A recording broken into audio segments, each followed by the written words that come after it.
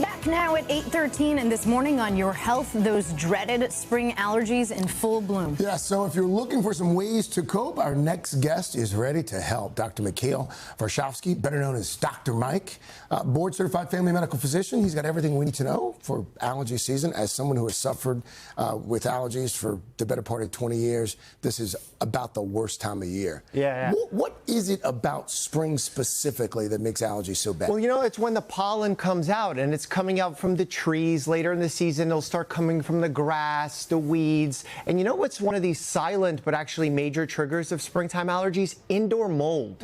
As the weather becomes more humid, more moist, warmer, that creates more mold growth in the house. People open up their windows, and that can be really problematic. So this season especially is nothing to sneeze at, quite literally on that one. I never think about indoor anything. I only think about outside.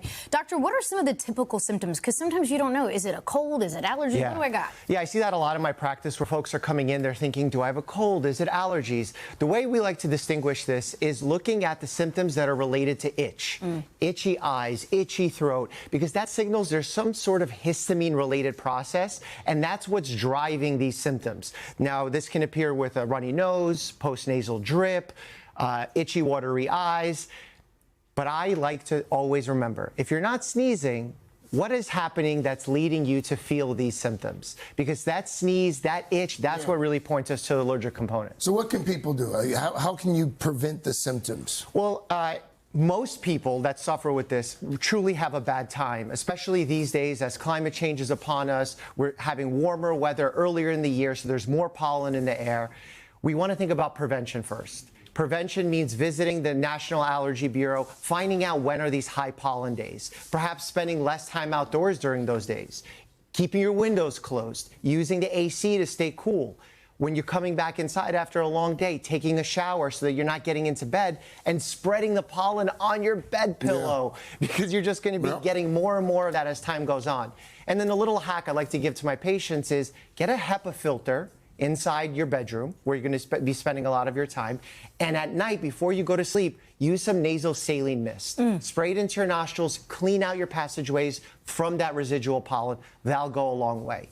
And then treatments, you want to treat early rather than later. So getting ahead of things, perhaps 2 weeks before the real symptoms start during allergy season, getting those antihistamines on board.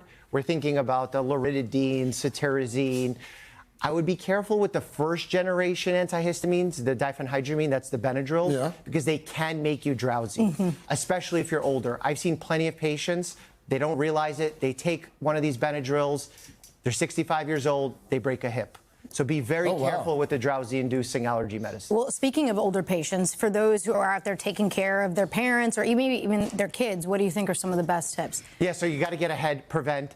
And when we're talking about medications, we talked about nasal saline, antihistamines, but one of the big ones for really bad allergic rhinitis, which is that runny nose, the itchy nose, intranasal steroid sprays. Those need to take 1 to 2 weeks.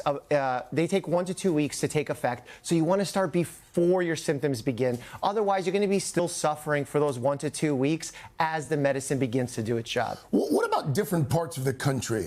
Does it matter? Like, when I go down south, it seems like it's a lot worse than when I'm here in the north. Yeah, there's definitely a time bias there because in the south, the allergy season will tend to start in February, which seems pretty early. And then up here in the northeast, we start experiencing it mid-March, end of March. So right now is the peak season. People are really going to be suffering with this.